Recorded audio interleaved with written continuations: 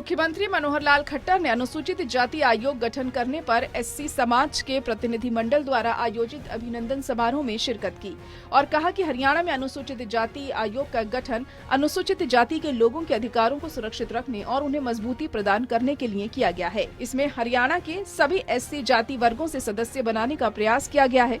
उन्होंने कहा कि आयोग का मुख्य ध्येय सरकार व जनता के बीच बेहतर तालमेल बनाना है।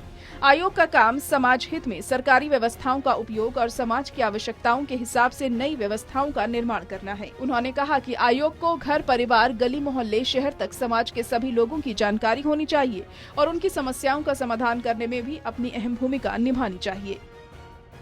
हरियाणा का एससी समाज, जिसको ये प्रतीक्षा वर्षों से थी कि हमारा एससी कमीशन बनना चाहिए, हमने उसको बना करके और समाज हित में सब बातों की अनुशंसा चाहे सरकार को करनी हो, चाहे सरकारी व्यवस्थाएं, सारी चीजों की जानकारी समाज में पहुंचाने की बात हो, क्योंकि कमीशन का काम होता है समाज के हित में सरकारी व्यवस्थाओं का उपयोग और समाज की आवश्यकता के हिसाब से नई व्यवस्थाओं का निर्माण।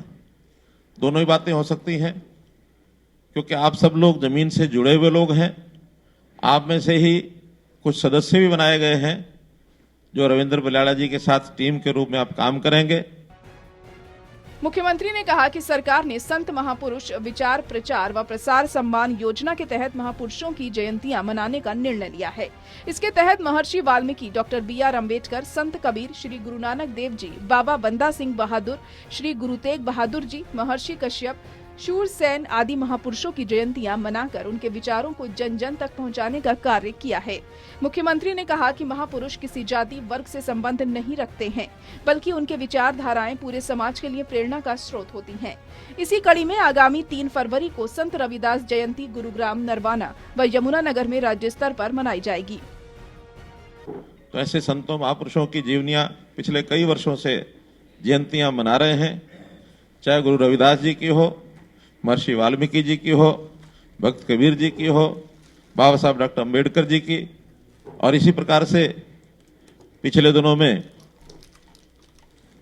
जो सिख गुरु हैं, उन सिख गुरुओं की जयंतियां या जो 100वें वर्ष जैसे कई बार मनाए गए हैं, गुरु गोविंद सिंह जी का 400 साला कार्यक्रम, गुरु तेग बहादुर जी का, इसी प्रकार से बंदा वीर बैरागी का, गुरु नानक देव जी का, इनके वार्षिक या 100 वर्षीय जयंतियां इनको मनाने का काम भी किया है।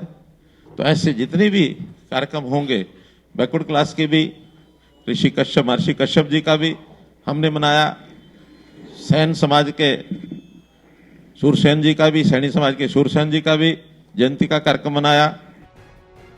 बहरहाल समाज के सभी वर्गों को संत महापुरुषों की जयंतियों में बढ़ चढ़कर भाग लेना चाहिए। अनिल कुमार की रिपोर्ट, टोटल न्यूज़, चंडीगढ़।